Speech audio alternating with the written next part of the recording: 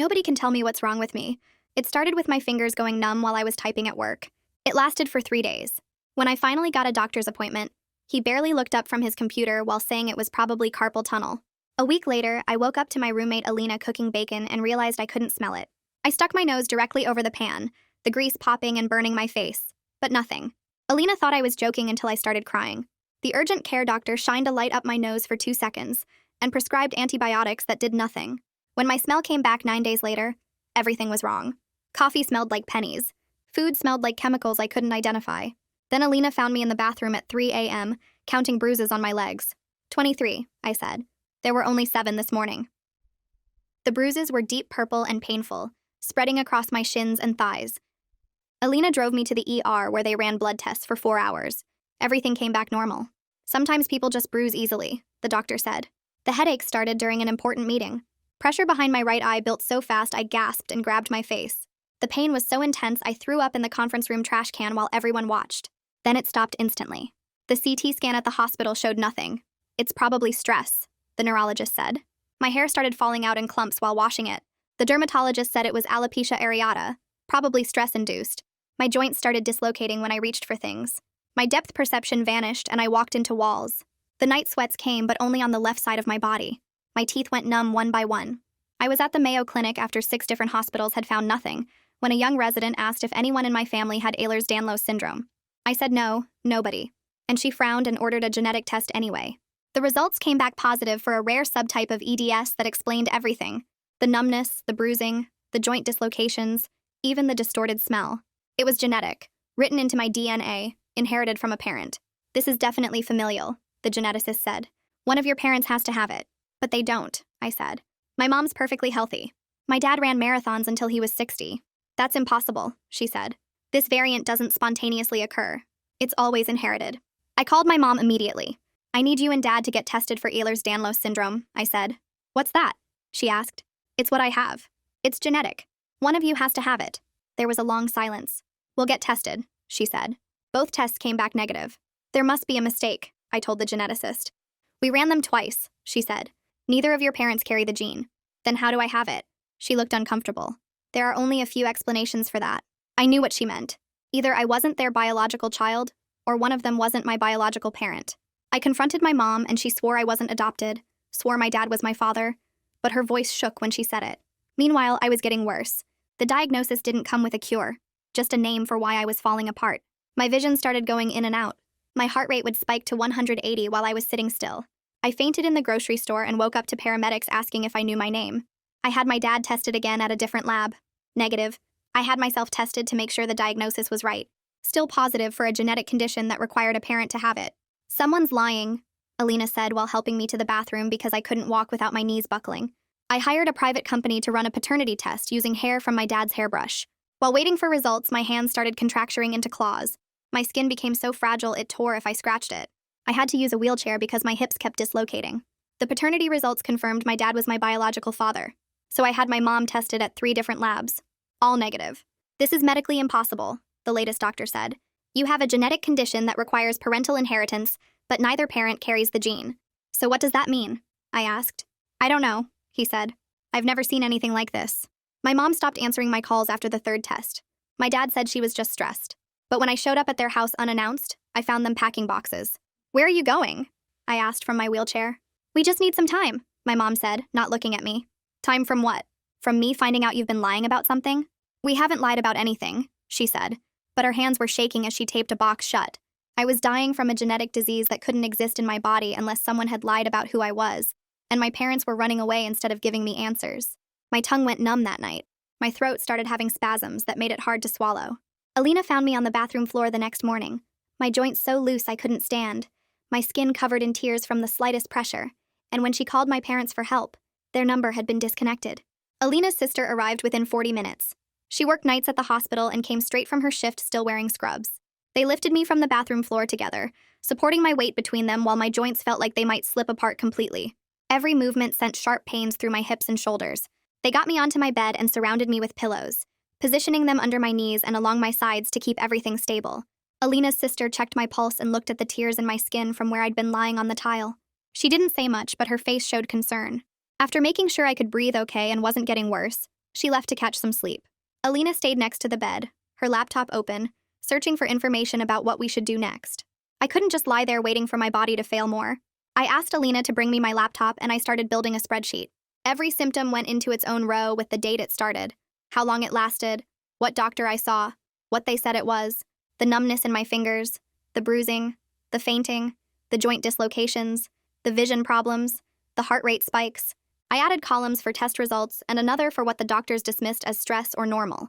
Organizing everything into data made the chaos feel smaller. I could see patterns I'd missed before. The spreadsheet grew to 3 pages. It took me 6 hours because my hands kept cramping and I had to rest them every few minutes. But when I finished, I had a complete record of 6 months of medical mystery. This wasn't a family crisis anymore. This was a research project and I knew how to handle research. The insurance company's phone tree made me press 7 different numbers before reaching a real person. The representative sounded bored when she asked how she could help. I explained I needed authorization for a consultation with a specialist in rare genetic disorders. She put me on hold. The music was terrible. When she came back, she said I needed a referral from my primary care doctor first. I told her my primary care doctor was the one who said it was carpal tunnel and did nothing.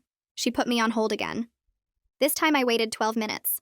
She returned saying she needed the specialist's name and practice information. I gave her the details for 3 different geneticists I'd researched. Hold number 3 lasted 8 minutes. She came back saying none of them were in network. I asked her to find someone in network who specialized in unusual inheritance patterns. Hold number 4. I refused to hang up. My phone battery was at 15%. Finally, she said she found a clinical geneticist 2 hours away who might work. I said yes immediately and she processed the referral request. My hands shook while I typed the email to my supervisor. The cursor blinked in the subject line for 5 minutes before I could write anything. I explained that I had a serious genetic condition causing progressive physical problems and needed immediate medical leave. Writing those words made everything feel final. I wasn't just sick anymore. I was too sick to work. I added that I would provide documentation from my doctors and would follow up about disability paperwork. My finger hovered over the send button. I thought about my career, my projects, my desk with the photos of my parents that I'd have to take down. Then I hit send and closed the laptop. I couldn't pretend anymore that I could type reports while my fingers went numb or attend meetings while my heart rate hit 180. The insurance company called back 3 days later. They approved the consultation with Julia Peacock, the clinical geneticist who'd published research on unusual inheritance patterns in genetic disorders. Her first available appointment was in 2 weeks. 2 weeks felt impossible when my body was falling apart daily, but it also gave me time to prepare. I printed every test result, every doctor's note, every lab report. I organized them chronologically in a 3-ring binder with colored tabs. I wrote a 2-page summary of the genetic paradox with citations to the test results. I made copies of everything. Julia Peacock was going to have every piece of information I could give her. I needed to use the bathroom and tried to stand up from the bed. My right hip made a popping sound and suddenly I was falling sideways. I hit the wall hard and crumpled to the floor. The pain was different this time, sharper, and my leg was bent at a wrong angle.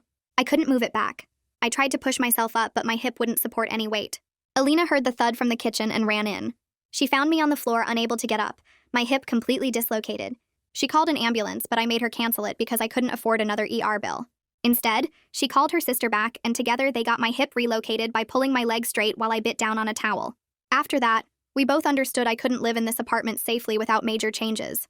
We needed grab bars in the bathroom, a shower chair, something to help me move around when my joints failed. I wrote careful emails to my aunt, my grandmother, and 2 cousins. I explained the medical situation without drama, just facts about the genetic diagnosis and the testing paradox. I asked if any of them had heard from my parents or knew where they'd gone. I said I wasn't trying to cause problems. I just needed medical information about family history. I sent all 4 emails on a Monday morning. Tuesday passed with no responses. Wednesday, nothing. Thursday, my grandmother's reply came back saying she didn't want to get involved in family drama. That was it. 1 sentence. The other 3 never replied at all. I printed out the timeline of every doctor's opinion and spread the pages across my bed. Then I used highlighters to color code them by specialty. Yellow for neurologists, pink for dermatologists, green for ER doctors, blue for the geneticist. The pattern jumped out immediately. Every specialist had looked at one symptom and given it a simple explanation. The neurologist saw headaches and said stress. The dermatologist saw hair loss and said alopecia. The ER doctor saw bruising and said I bruised easily. Nobody had looked at everything together until the geneticist at Mayo Clinic. Seeing the dismissals laid out visually made me angry instead of defeated. I wasn't crazy. I wasn't stressed. 20 different doctors had just failed to see the whole picture. The anger felt better than the fear. Anger meant I could fight back. My heart started racing while I was sitting in bed reviewing the color-coded timeline. I felt it speed up, faster and faster, pounding in my chest. I checked my pulse on my phone's health app. 190 beats per minute. I wasn't moving, wasn't upset, just sitting there, and my heart was sprinting. Alina grabbed her keys and drove me to the ER. They took me back immediately when I told them my heart rate. They hooked me up to a cardiac monitor and admitted me for overnight observation. The monitor showed my heart rate jumping between 90 and 185 with no pattern. A doctor came in, a different one than I'd seen before, and actually looked concerned instead of suggesting it was anxiety. He ordered more tests and said they'd keep me until they figured out what was causing the fluctuations. For once, someone was taking my symptoms seriously. A woman knocked on my hospital room door around 9 the next morning. She introduced herself as Federica Lockhart, a patient advocate and social worker who helped people navigate complex medical situations. She'd seen my case notes and wanted to offer assistance. I expected her to ask if I was confused about my family or suggest therapy for stress. Instead, she sat down and treated the genetic mystery like a problem that needed solving. She asked practical questions about which labs had done the testing, whether I had copies of everything, what my insurance had approved so far. She talked about the situation the way someone would discuss a broken pipe that needed fixing, not like I was making things up or being dramatic. She said she'd worked with patients in medical mysteries before and knew how to push through bureaucratic barriers. She handed me her card and told me to call her directly if I hit any walls with insurance or medical records. Having someone treat this as a real problem instead of questioning my understanding of my own family felt like the first bit of solid ground I'd had in weeks. 2 days later, Lavinia from HR called while I was trying to eat soup without my hands shaking too much. She explained the short-term disability process in a calm voice that made me feel like a child being walked through something scary. I needed forms from 3 different doctors, each one certifying specific limitations. My supervisor had to document every accommodation they'd tried. I had to prove I couldn't do my job anymore, which meant admitting out loud that my career was over, at least for now. Lavinia kept saying I could return when I was stable, but we both knew what stable meant for someone whose body was actively falling apart. She emailed me the packet, and I stared at the 15 pages of questions about what I couldn't do anymore. Typing hurt, standing hurt, thinking through the brain fog hurt. I filled out the forms slowly over 3 days, checking boxes that described a person I didn't want to be. The physical therapist showed up on Thursday morning with a clipboard and a tape measure. She was efficient and kind, walking through the apartment while making notes about doorway widths and bathroom layouts. She recommended a shower chair because standing in hot water made my heart rate spike, grab bars for the toilet because my hips dislocated when I twisted, a wheelchair for days when my joints were too loose to trust. I started crying when she pulled out a catalog of wheelchairs, and Alina sat next to me on the couch holding my hand. The therapist waited patiently while I ugly cried about needing a wheelchair at 26. When I finally stopped, Alina pointed to a purple one in the catalog and said if I had to use it, we should at least get one that looked good. I laughed through the tears and circled the purple wheelchair, then signed the rental agreement, feeling like I was signing away the last piece of my independence. The appointment with Julia happened the following Tuesday. Her clinic was 2 hours away in a medical building that smelled like coffee instead of antiseptic. She was younger than I expected, maybe 40, with short dark hair and glasses that she pushed up while reading through my file. I explained the whole impossible situation, the positive diagnosis, the negative parents, the paternity test, the 3 labs. She didn't interrupt or look skeptical. She just listened and took notes. Then she examined my joints, pulling gently on my fingers to show how far they bent backward, pressing on my knees to demonstrate the hyperextension. She said she'd seen one similar case in 15 years of practice, another patient with a genetic variant that seemed to come from nowhere. That case had eventually been explained, and she thought mine could be too. Hearing a doctor treat this as a solvable mystery instead of an impossible situation made me want to cry again, but I held it together. Julia pulled up a document on her computer and turned the screen toward me. She explained 3 possible reasons for my situation. First, gonadal mosaicism, where one parent had the mutation only in their reproductive cells, not in their blood or saliva that we'd tested. Second, lab error across multiple facilities, which was unlikely but not impossible. Third, misattributed parentage that my parents were hiding, which seemed ruled out by the paternity test, but she wanted to mention it anyway. Each option required different testing approaches. The gonadal mosaicism testing would need samples from my dad that weren't blood or saliva. The lab error investigation would require sending my samples to specialized facilities that used different methods. She pulled up cost estimates and consent forms while I tried to process everything. The advanced genetic testing she recommended would cost $8,000. Insurance would call it research grade instead of medically necessary, because I already had a confirmed diagnosis. Julia said the testing wouldn't change my treatment, just explain how I got the condition, and insurance companies didn't pay for explanations. I felt my chest tighten thinking about $8,000 I didn't have. Federica had given me her card at the hospital, so I called her that afternoon. She said we could file an appeal with detailed letters from specialists explaining why the testing mattered. While she talked about appeal timelines and documentation requirements, I opened my laptop and started researching medical fundraising websites. The idea of asking strangers for money made me feel sick, but so did living with an impossible diagnosis that no one could explain. Alina came home that evening and sat down across from me at the kitchen table. She looked tired in a way I hadn't noticed before. She said she needed one night a week where she didn't have to be my caregiver, just my roommate.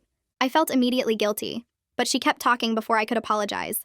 She'd been helping me shower and dress for 3 weeks straight. She'd been cutting my food and helping me to the bathroom and checking on me every few hours through the night. She loved me and wanted to help, but she needed one night to see her friends, or go on a date, or just sit alone in her room without worrying if I'd fallen. I realized I'd been so focused on my own crisis that I hadn't seen how much I was asking of her. We created a schedule where her sister would cover Wednesday nights, giving Alina a guaranteed break every week. I thanked her and she hugged me carefully, avoiding my loose shoulders. The next morning, an email appeared in my inbox from an address I didn't recognize. The subject line said, "Please stop."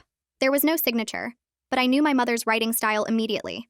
The careful punctuation, the formal tone, the way she avoided contractions. She asked me to stop investigating and just accept the diagnosis. She said I was making everything harder by demanding answers that didn't matter. She said the family needed peace, not more tests and questions. I read it 3 times, my hands shaking with anger. She disconnected her phone and fled, and now she was telling me to stop looking for answers about my own body. I wanted to write back something angry, but instead I closed the laptop and sat there breathing hard. I decided that night that I wasn't stopping, but I would do this right. No more desperate late-night research spirals where I convinced myself of impossible theories. No more accusatory messages to relatives who didn't deserve to be dragged into this. I opened a new document and wrote down clear rules for myself. Only pursue medically valid testing through proper channels. Maintain documentation of everything. Respect boundaries while still seeking truth. Don't let the mystery consume my whole identity. I printed the rules and taped them to my wall where I could see them every day. Julia called 3 days later to explain gonadal mosaicism in more detail. She said it meant a parent could have the mutation only in their sperm or egg cells, not in the blood or saliva samples we'd tested. It was rare but medically documented. Parents with gonadal mosaicism could pass genetic conditions to their children while testing negative themselves. It would explain why my dad's regular tests came back negative. It would explain everything. The testing would require my dad to provide different samples, ones that actually contained reproductive cells. She started to explain the specific requirements, but I already understood what she meant. The insurance denial letter arrived that Friday. It said my diagnosis was already confirmed through standard testing, and further investigation was unnecessary for treatment purposes. The advanced sequencing I needed was classified as research grade, not medically necessary. I wanted to scream at the bureaucratic logic that said my impossible existence didn't warrant investigation. I wanted to throw the letter across the room. Instead, I filed it carefully in my medical records folder and called Federica to start the appeal process. 2 days later, I was in the grocery store trying to pick up basic supplies when everything went wrong. I was reaching for a box of pasta on the top shelf when my vision started getting fuzzy around the edges. I blinked hard and tried to focus, but the darkness spread inward like someone was closing curtains across my eyes. My hand missed the shelf completely and I felt myself tipping sideways. The world went completely black, and I heard the crash before I felt it. Metal shelves, cans hitting the floor, my body slamming into something hard, then nothing. I woke up to a stranger's face hovering over mine and voices asking if I could hear them. Someone was holding my head steady and telling me not to move. The paramedics arrived and started asking questions while strapping me to a board. They wanted to know my name, what day it was, where I was. I knew all the answers, but my heart was pounding, so hard from shame that I could barely get the words out. Everyone in the store was staring at me while they wheeled me past the checkout lanes. The ambulance ride was a blur of beeping machines and more questions. They took my blood pressure 3 times and kept asking about drugs or alcohol. I wanted to scream that I had a diagnosed medical condition, but instead, I just lay there feeling my face burn with embarrassment. The ER released me after 4 hours of tests that showed nothing new.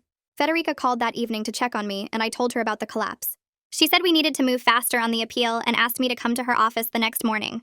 I took the bus there because Alina had to work and I didn't trust myself to drive. Federica had papers spread across her desk when I arrived. She walked me through the appeal process step by step, explaining what forms I needed and which doctors had to write letters. Then she stopped and looked at me carefully. She said she knew someone who might help with my parents, a professional mediator named Gregorio Wise who worked with families in crisis. The idea made my stomach flip, but in a good way. Structured conversation with a neutral person present felt more possible than my desperate phone calls and emails that went nowhere. Federica wrote down his contact information and said she'd reach out to him if I wanted. I said yes immediately. That night, I sat in my bedroom with my phone propped against a stack of books. I opened the camera app and stared at my own face on the screen for 5 minutes before hitting record. I kept my voice calm and explained the medical facts without crying or accusing anyone. I talked about gonadal mosaicism and how it meant the genetic variant could be in reproductive cells but not blood or saliva. I said the testing could solve everything and that I wasn't trying to blame anyone or prove they were lying. I just needed to understand my own body so I could get proper treatment. The video was 3 minutes long. I watched it twice to make sure I sounded reasonable and not angry. Then I sent it to both my parents' email addresses before I could change my mind. My fingers shook when I hit send.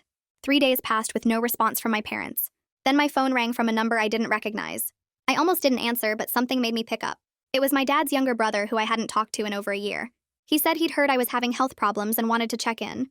We made small talk for a few minutes before he mentioned something that made my whole body go cold. He said my dad used to have fainting spells when they were teenagers. Just passed out randomly for no reason that doctors could find. They stopped when my dad was about 19, and nobody ever figured out what caused them. My hands started shaking so hard I almost dropped the phone. I asked him to repeat what he'd just said. He did, and then asked why it mattered. I told him it might be related to my condition, and thanked him for calling. After we hung up, I sat there staring at the wall. My dad had unexplained fainting spells as a teenager. Just like I was having now. Just like someone with undiagnosed EDS might have. I needed to pick up my belongings from work the next day. Alina offered to come with me, but I said I could handle it. That was a mistake. I rolled my wheelchair through the office trying to be quick and quiet. I was almost to my desk when I heard voices from the break room. 2 coworkers were talking about me.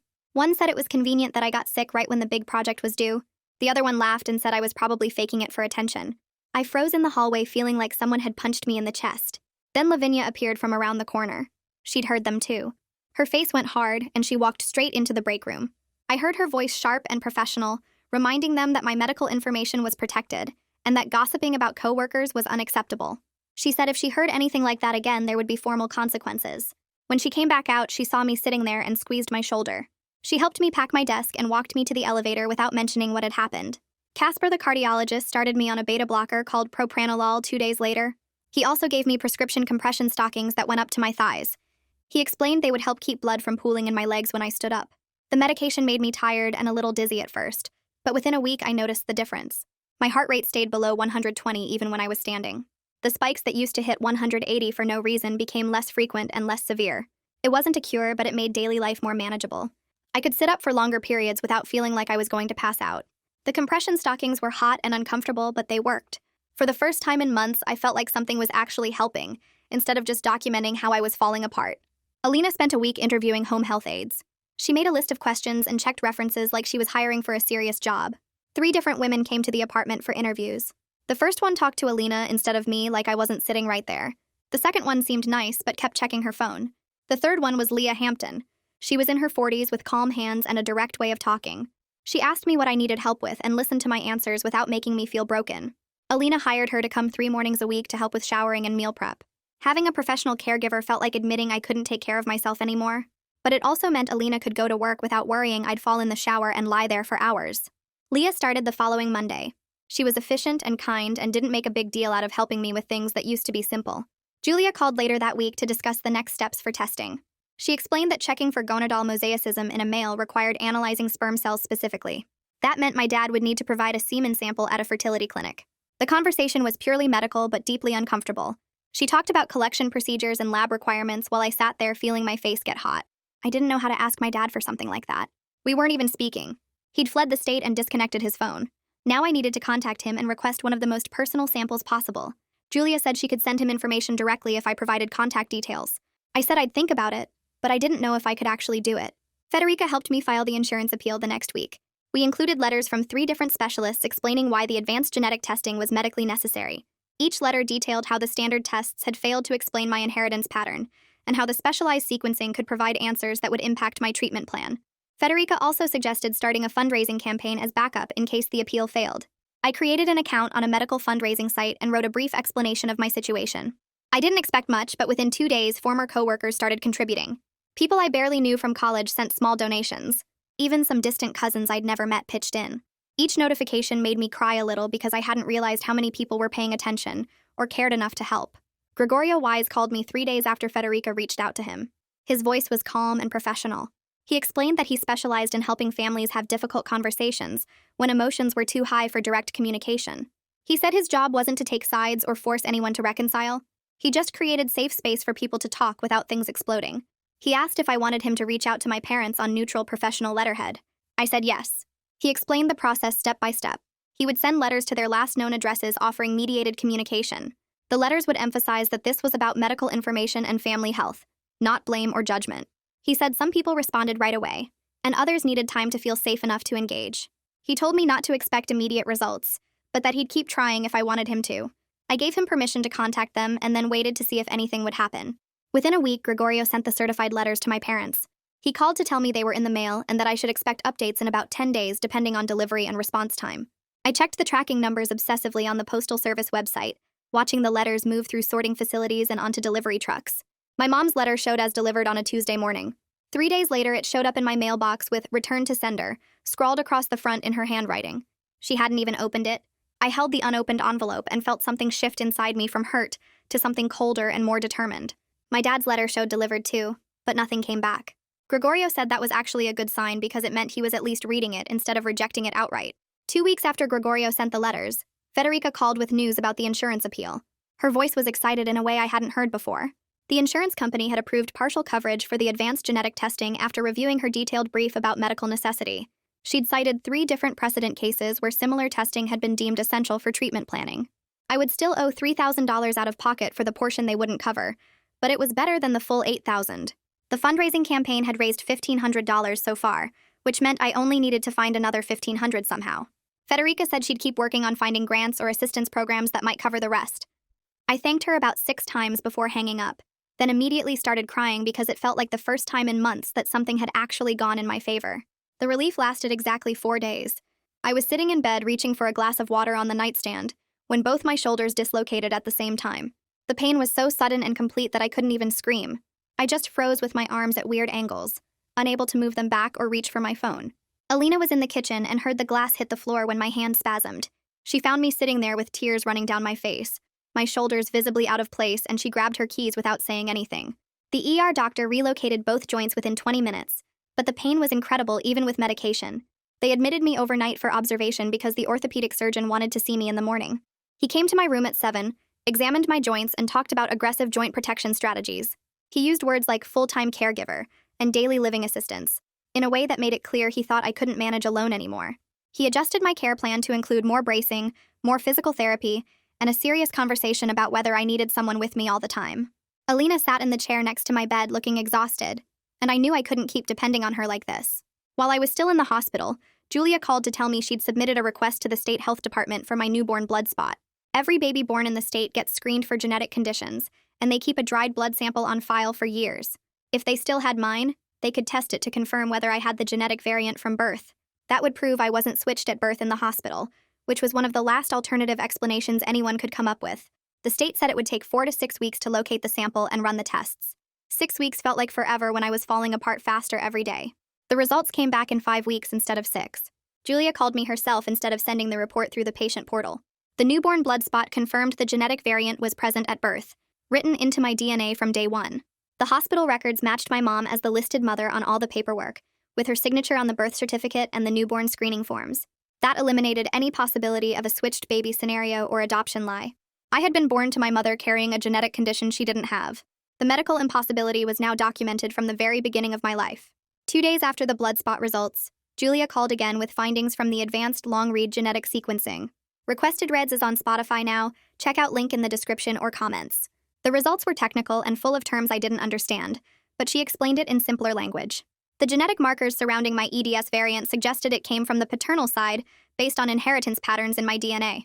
The analysis was probabilistic rather than definite, but multiple indicators pointed toward my dad as the source even though his blood and saliva had tested negative 3 times. Julia said this strengthened the gonadal mosaicism theory because it showed paternal inheritance without paternal expression in body tissues. The science was complicated, but it meant we were getting closer to an actual answer. Lavinia called from HR the same week to schedule a formal meeting about transitioning from short-term to long-term disability. She was professional and kind, walking me through the paperwork and the timeline and the percentage of salary I would receive. The meeting took place in a conference room at the office, and I showed up in my wheelchair because my hips weren't stable enough to risk walking. Seeing my old coworkers in the hallway was harder than I expected. They smiled and waved but didn't know what to say, and I didn't know what to say either. The meeting itself was fine. Just signatures and benefit explanations, but it felt like closing a door on my old life. Alina drove me home afterward, and I cried in the car for 20 minutes while she sat quietly and didn't try to make it better. The beta blocker and compression stockings were working better than anyone expected. My heart rate spikes became less frequent and less severe over the following weeks. I could sit up without my heart jumping to 150. I could stand for short periods without feeling like I might pass out. Casper said this level of control was realistic to maintain long-term with medication adjustments as needed. It was the first good medical news I'd had in months. The first time a doctor said something would actually stay better instead of just getting worse more slowly. I held on to that news like a life raft. 3 days later, another anonymous email arrived in my inbox. The subject line said, "Final warning," and the message was more forceful than before. It said I was destroying the family by pursuing this investigation, and demanded I stop contacting anyone about it. The tone was my mother's lawyer voice, precise and threatening, with carefully chosen words that stopped just short of actual legal threats. It made me angry in a way the first email hadn't. I wrote back setting a clear boundary. I said I had a right to understand my own medical condition, and that I wasn't stopping. I said she could block my emails if she didn't want to hear from me, but I wasn't going to pretend the genetic mystery didn't exist just because it made her uncomfortable. I sent it before I could second-guess myself. That same week, Gregorio called with an update. He'd located my dad's workplace through public records and sent a professional letter there explaining the medical situation and requesting contact. 3 days later, my dad called Gregorio directly. They talked for 40 minutes and my dad agreed to a mediated meeting. He said my mom refused to participate and didn't want him talking to me either, but he was going to do it anyway. Gregorio scheduled the meeting for 2 weeks out at his office downtown. He said my dad sounded scared but willing, which was more than we'd had before. I marked the date on my calendar and tried not to think about what I would say when I finally saw my dad again after all these months. I spent the next 2 days reading everything I could find about genetic mosaicism and inheritance patterns. The research articles used words I had to look up 3 times before they made sense, but I kept going because understanding the science felt like the only control I had left. I found an online support forum for people with rare genetic disorders and spent an hour writing a post that explained my situation without using any names or identifying details. I described the inheritance paradox, the negative parental tests, the confirmed paternity, and asked if anyone had encountered something similar. I posted it at 11 at night and didn't expect responses for days, but when I checked my phone 2 hours later, there were already 3 replies. 2 people said they'd heard of similar cases involving something called gonadal mosaicism, where a parent carries a mutation only in their reproductive cells. 1 person shared links to 3 research articles I hadn't found, including a case study from 2018 about a father who tested negative in blood samples, but positive in sperm analysis. I stayed up until 4 in the morning reading those articles, my hands shaking as I highlighted passages about how this could explain infertility and inheritance paradoxes. The meeting with my dad was scheduled for 2 o'clock on a Thursday. Alina drove me to Gregorio's office downtown, helping me transfer from the car to my wheelchair because my hips felt loose and unstable that morning. The office building had good accessibility, and Gregorio met us in the lobby to show us to his conference room. My dad was already there, sitting at a long table with his hands folded in front of him. He looked 10 years older than I remembered, his hair more gray, his face drawn and tired. He stood up when I came in but didn't move toward me, and I could see his hands were shaking too. Gregorio explained the ground rules for the conversation, keeping his voice calm and professional, and then asked my dad to share what he wanted to say. My dad denied having an affair, his voice steady at first, and I believed him because I'd never thought that was the answer anyway. Then he stopped and looked at the table for a long time before saying he and my mom had used IVF to conceive me because he had fertility problems. The words hung in the air while my brain tried to process what that meant. I asked what kind of fertility problems, and he said low sperm count and motility issues that made natural conception nearly impossible. Alina reached over and squeezed my hand because she understood before I did what this revelation changed. I pulled out my phone and showed my dad the research article about gonadal mosaicism, my fingers clumsy on the screen. If he had fertility problems, I explained, that could mean he had the genetic variant only in his sperm cells, not in his blood or saliva, which would explain why all his regular tests came back negative, but I still inherited the mutation. My dad read the article slowly, his lips moving slightly, and when he looked up, his eyes were wet. Gregorio asked if he would be willing to provide samples for more detailed testing, and my dad said yes immediately, like he'd been waiting for someone to give him a way to prove the truth. Gregorio had already prepared consent forms for multi-tissue testing, including semen analysis, with chain of custody documentation to ensure the lab couldn't make mistakes. My dad signed everything with shaking hands, his signature messier than I remembered from birthday cards and school permission slips. He looked both scared and relieved, like he'd been carrying something heavy and could finally set it down. We sat in that conference room for another hour, while Gregorio explained the testing timeline and what the results might show. The lab would need 2 weeks to process everything, running my dad's blood and saliva again as controls, then doing detailed genetic sequencing on the semen sample to look for low-level presence of my variant. My dad asked technical questions that surprised me, about error rates and confidence intervals, and I realized he'd been reading about this too. When we finally left the office, my dad walked us to the car and asked if he could call me in a few days. I said yes, and he touched my shoulder briefly before walking away, and I cried in the passenger seat while Alina drove us home. The next 2 weeks moved like syrup, every day stretching out while I waited for results. Julia called to confirm she'd received my dad's samples, and the lab had started processing them. She said the blood and saliva would come back first, probably within a week, and the semen analysis would take longer because they had to sequence enough cells to detect low-level mosaicism. I tried to distract myself with physical therapy exercises and online support group meetings, but my mind kept circling back to the waiting. My dad called 3 times during those 2 weeks. Short conversations where he asked how I was feeling and told me about articles he'd found about EDS management. The calls were awkward but genuine, and I could hear him trying to rebuild something between us. On day 9, Julia called to say my dad's blood and saliva results were back, both negative again, exactly like before. My stomach dropped until she reminded me that was actually what we expected to see if he had gonadal mosaicism. The semen results were what mattered, and those would be ready in 3 more days. On day 12, I woke up with my heart rate at 160 while lying flat in bed. I tried the breathing exercises Casper had taught me, but my heart just kept racing, my chest tight and my hands shaking so hard I couldn't hold my phone.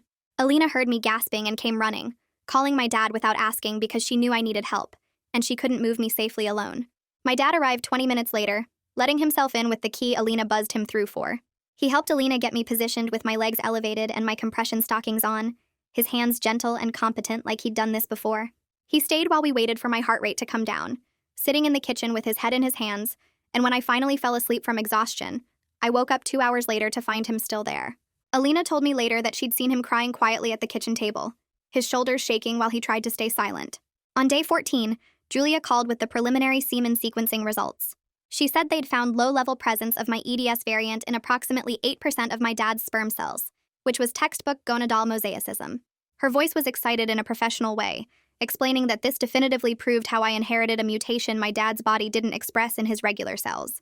The 8% presence explained both his infertility and my inheritance, and she said this was exactly the kind of case that needed to be documented in medical literature. I asked her to call my dad directly and explain it to him, because I wanted him to hear it from a doctor, that this proved he was telling the truth. She called him that afternoon, and he called me back an hour later, his voice breaking as he tried to talk. He explained between sobs that he and my mom had fled because they were so scared people would think my mom had an affair, that the shame and fear of judgment had made them run instead of staying to find answers. He kept apologizing, saying they'd been stupid and cowardly, that they'd let their fear hurt me when I needed them most. I let him cry and apologize without interrupting, because he needed to say it, and I needed to hear it. When he finally stopped talking, I told him I understood why they'd been scared, but that didn't make it okay that they'd left. He agreed and said he was going to therapy and wanted to do better. 3 days after the results came back, I received a formal email from a law office I didn't recognize. The email was addressed to me with proper legal formatting, and the message said my mother was requesting I cease all direct contact with her, and that any future communication should go through her attorney. The language was cold and precise, threatening harassment claims if I continued to reach out to her or other family members. But notably, the email didn't say anything about my dad communicating with me, and that absence felt significant. My mom was drawing a line between herself and me, but she wasn't trying to stop my dad from crossing it. I read the email 5 times, looking for hidden meanings or softness that wasn't there, and then I saved it in a folder and decided I wouldn't respond.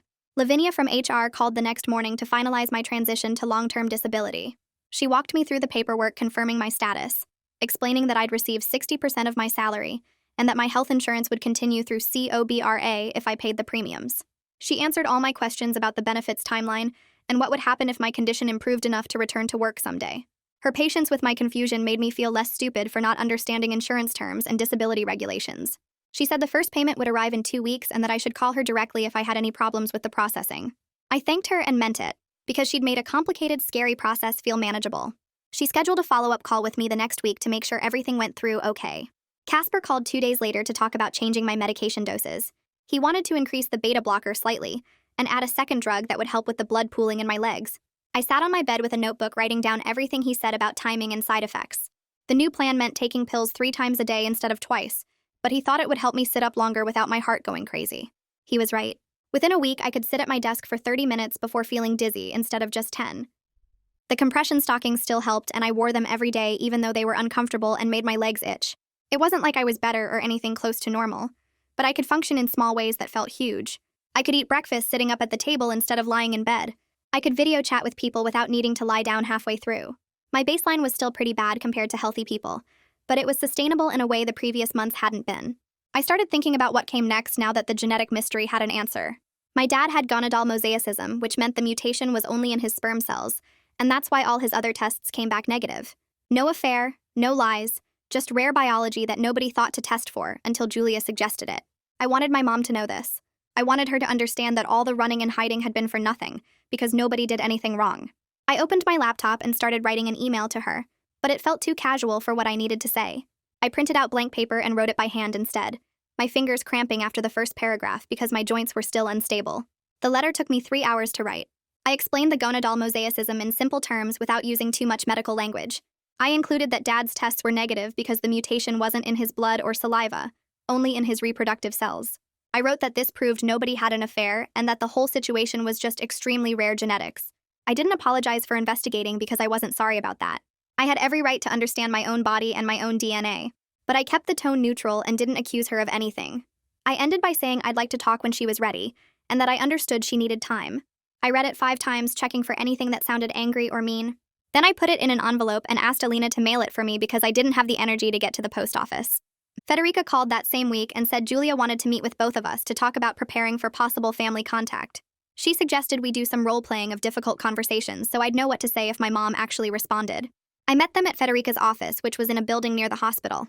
The office had comfortable chairs and plants everywhere, which made it feel less clinical than most places I'd been lately.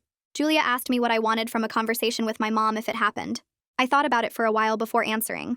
I wanted her to acknowledge that she'd abandoned me during a medical crisis.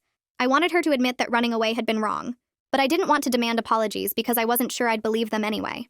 Julia played my mom and Federica watched while I practiced saying what I needed to say. The role-playing felt stupid at first, but then it actually helped. Julia pretended to be defensive and made excuses, and I practiced staying calm instead of getting angry. We went through different scenarios, including one where my mom refused to acknowledge any wrongdoing. Federica helped me identify my boundaries, like what I would and wouldn't accept in terms of future contact. By the end of the session, I felt more prepared and less scared about the possibility of seeing my mom again. The final lab report arrived by mail a week later. It was 20 pages long with detailed charts and technical language I didn't fully understand, but the summary was clear.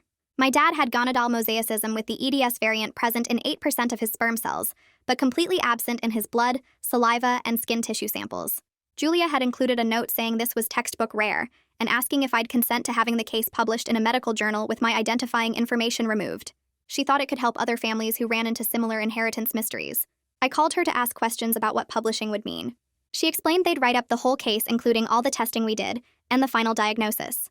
No names or personal details would be included. Other doctors and genetic researchers would be able to read it and learn from what happened to me. I said yes immediately because if my nightmare could help even one other person avoid the same confusion and family destruction, then it was worth it. Julia scheduled another appointment to go over everything in detail and talk about what the results meant going forward. I went to her office the following week with Alina driving me because I was having a bad joint day. Julia walked me through the entire report page by page, explaining the science in terms I could actually understand. She showed me the specific test results that proved the mosaicism and explained why this was so hard to catch with standard genetic testing. Then she talked about what it meant for any future siblings I might have, or for my own reproductive decisions if I ever wanted kids. Each of my dad's sperm cells had an 8% chance of carrying the mutation, which meant any future children he had would have about an 8% chance of carrying the mutation percent risk of inheriting EDS. For me, if I ever got pregnant, I'd have a 50% chance of passing it to my child, because I definitely carried the mutation in all my cells. Hearing the science explained clearly brought this weird mix of relief and anger. Relief because I finally understood what happened to my body and why the inheritance seemed impossible. Anger because this answer had been available months ago if my parents had just stayed and helped instead of running. If they'd worked with the doctors from the beginning, we could have figured this out so much faster. I wouldn't have spent months thinking someone had lied about my paternity or that I was adopted. Julia seemed to understand what I was feeling without me having to explain it. She said a lot of families struggled with rare genetic diagnoses, and that the emotional fallout was often as hard as the physical symptoms. I went home and spent the evening thinking about what to do with the information. Part of me wanted to send the results to every family member who'd ignored my emails or taken my mom's side. I wanted to prove I'd been right to investigate and that the medical mystery was real and solvable. But sitting there in my wheelchair with my joints aching and my heart rate elevated just from the effort of existing, I realized the vindication didn't matter as much as I thought it would. Proving I was right wouldn't fix my relationship with my mom or make my body work better. It wouldn't undo the months of abandonment or make the extended family suddenly care. I just wanted to move forward with my life and manage my condition and maybe eventually have some kind of relationship with my parents again. The truth was enough for me and for my medical team. I didn't need to use it as a weapon. Gregorio called a few days later to update me on his attempts to contact my mom. He'd sent another letter to her last known address, this time emphasizing that the genetic question was completely resolved and that any meeting would focus on family repair rather than blame. He made it clear she could think about it with no deadline or pressure. He said he'd framed it as an opportunity rather than a demand. I thanked him and tried not to get my hopes up. 3 weeks passed with no response, and I started to accept that my mom might never be ready to talk. Then Gregorio called saying she'd agreed to a brief meeting with him present as mediator. My hands started shaking when he told me. The meeting was scheduled for the following Tuesday at his office. I'd have 2 hours to prepare that morning, and Alina offered to come with me for support. When Tuesday arrived, I put on real clothes instead of pajamas for the first time in weeks. Alina drove me to Gregorio's office and helped me get my wheelchair out of the car. My mom was already there when we arrived, sitting in one of the chairs looking stiff and uncomfortable. She didn't stand up when I came in. Gregorio welcomed us both and explained the ground rules he'd established. This was a space for honest conversation without accusations or attacks. Either person could take a break or end the meeting at any time. The goal was to establish whether ongoing contact was possible and what that might look like. My mom looked older than I remembered. She kept her hands folded in her lap and wouldn't make eye contact with me at first. Gregorio asked her if she wanted to start by sharing her perspective. She talked for 10 minutes about how scared she'd been when the genetic test didn't make sense. She said she'd panicked about how it would look to people and worried everyone would think she'd had an affair.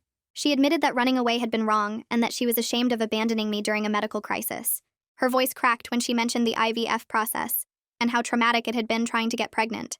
She said dealing with my genetic mystery had brought back all that old pain and fear. I listened without interrupting because Gregorio had told me to let her finish. When she was done, I explained calmly that I understood being scared, but that her fear didn't excuse leaving me alone when I was falling apart physically. I said I'd needed my parents and they'd chosen their reputation over my health. My mom nodded and wiped her eyes but didn't argue. Gregorio guided us toward talking about future contact instead of staying focused on the past. We spent an hour working out ground rules that felt manageable for both of us. My mom agreed to respond to monthly health updates via email. She said she'd consider phone calls in a few months once she'd had more time to process everything. It wasn't reconciliation or forgiveness, but it was communication. It was more than I'd had in months. I told her that was acceptable, and that I wouldn't push for more than she could handle right now. When the meeting ended, my mom stood up and hesitated like she might try to hug me, but then just nodded and left. Alina wheeled me back to the car and I cried the whole drive home. Not because I was sad, but because something had shifted and I didn't know how to feel about it. Leah came over the next morning to help me figure out a sustainable daily routine. She'd been working with me for a few weeks by then, and understood my limitations better than most people. She brought a notebook, and we mapped out my energy levels throughout the day. Mornings were my best time when I could sit up and focus. Afternoons were harder, and I usually needed to lie down. Evenings, my heart rate got unstable, and I needed to stay mostly still. We planned my activities around these patterns instead of trying to fight them. Leah showed me how to use adaptive equipment I'd been avoiding, like the shower chair and grabber tool for reaching things. She taught me energy conservation strategies like sitting down while cooking and doing tasks in small chunks instead of all at once. The acceptance that came with planning around my limitations instead of constantly fighting them brought this unexpected peace. I wasn't giving up or letting the disease win. I was just being realistic about what my body could handle and working within those boundaries. It felt like the first time in months I'd stopped struggling against my own existence. The paperwork arrived from work 2 weeks later in a thick envelope that Alina brought to my bedroom. I opened it sitting up against pillows and read through the medical retirement forms with their official stamps and signatures. Everything was processed and final.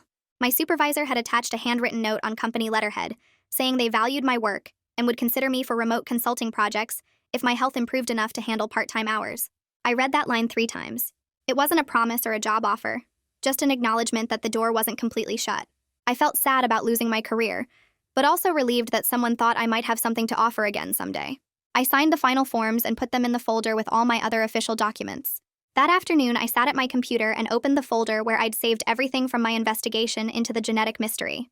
Dozens of files with names like timeline discrepancies and possible explanations and family tree analysis. I'd spent months building theories and tracking down leads and creating charts that connected dots that didn't actually connect. The mystery was solved now. My dad had gonadal mosaicism. The genetics made sense.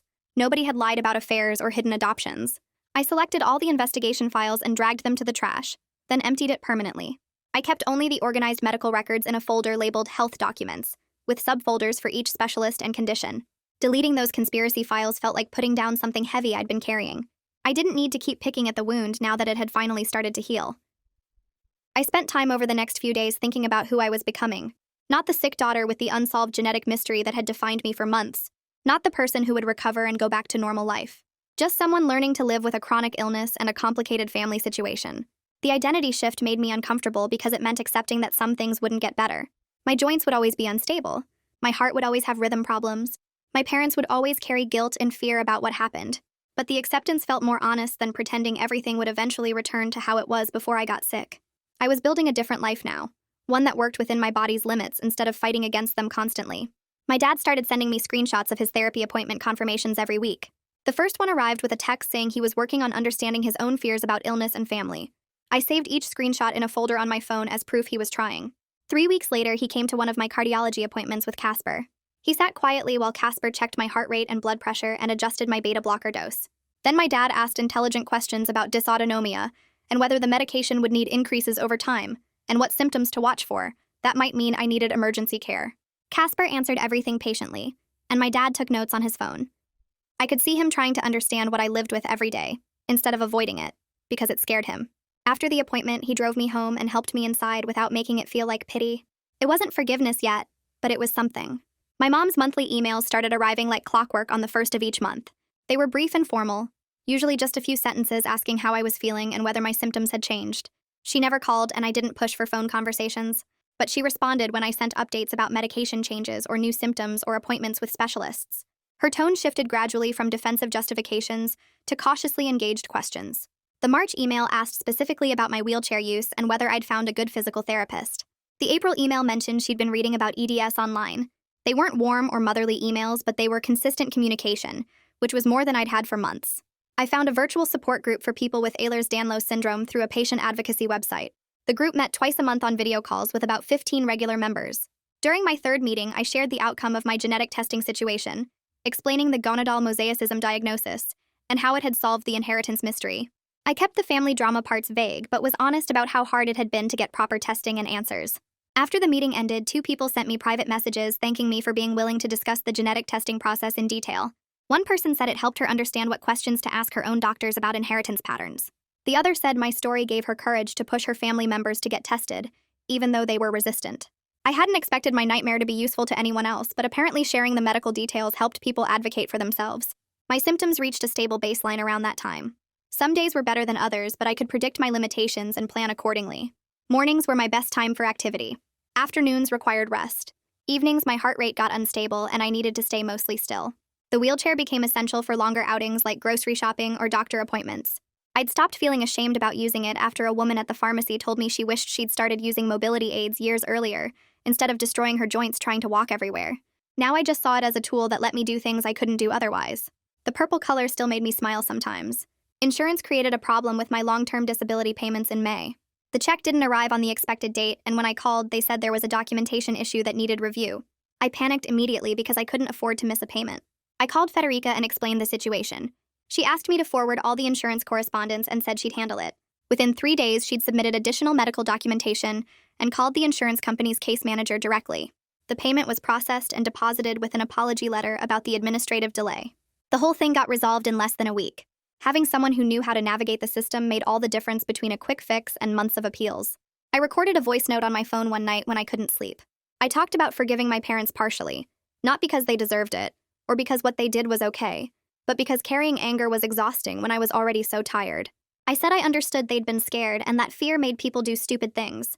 I said I was choosing to let go of some of the hurt, because holding on to it wasn't helping me heal.